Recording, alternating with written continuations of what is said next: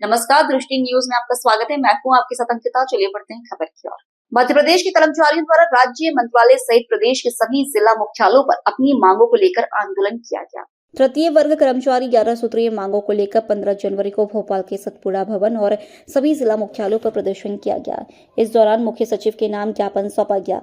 कर्मचारियों की प्रमुख मांगों में महंगाई भत्ता और महंगाई राहत, सीपीसीटी से निजात, परिवीक्षा अवधि में 70, 80 और 90% वेतन व्यवस्था समाप्त करना, पुरानी पेंशन योजना लागू करना, पदोन्नति प्रक्रिया शुरू करना, आउटसोर्स और स्थायी संविदा कर्मचारियों का नियमितीकरण, ई अटेंडेंस से मुक्ति सहित अन्य मांगे शामिल है। साबिर खान, प्रदेश अध्यक्ष, मध्य प्रदेश शासकीय वाहन चालक यांत्रिक कर्मचारी संघ।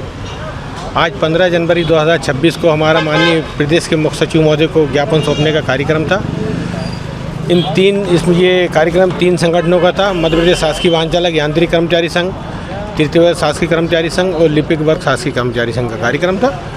और तीनों संगठनों के सैकड़ों की तादाद में कर्मचारी इकट्ठे हुए। कर्मचारी वाकई सरकार से पीड़ित हैं और कर्मचारियों में आक्रोश है। सरकार कर्मचारियों की ओर ध्यान नहीं दे रही है। डीए की घोषणा सरकार नहीं कर रही है। महंगाई बढ़ती जा रही है, लेकिन सरकार कोई ध्यान नहीं दे रही है। खासतौर से वाहन चालक संवर्ग की हम अगर बात करें तो वाहन चालकों की भर्ती के ऊपर सरकार ने प्रतिबंध लगा दिया है।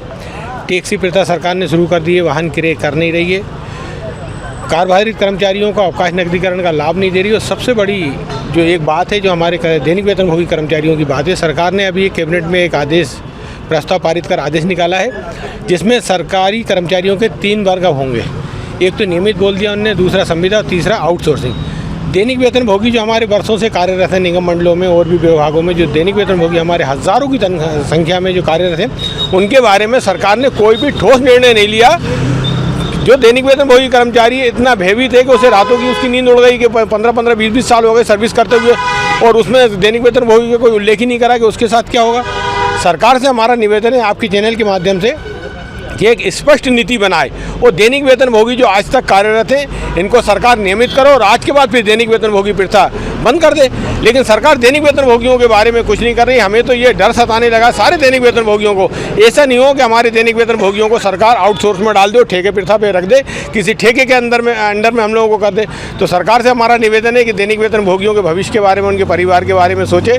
सरकार की जो हमारे केंद्र सरकार की जो भी घोषणाएं होती हैं, जो डीए अत्ते भत्ते होते हैं वो दे। सरकार ने प्रमोशन पे बैन लगा रखा, सरकार वो नहीं दे रही है। वाहन क्रय कर नहीं रही, भर्ती कर्मचारियों की कर नहीं रही। और पद जो भी अब कर्मचारी रिटायर होगा, पद समाप्त हो जाएंगे। इससे तो ये लग रहा है कि कुछ सालों में मेरे ख्याल से मध्य प्रदेश के अंदर सरकारी कर्मचारी जैसा कोई शब्द बचेगा ही नहीं। सारे लोग या तो संविदा पे होंगे या आउटसोर्सिंग पे होंगे।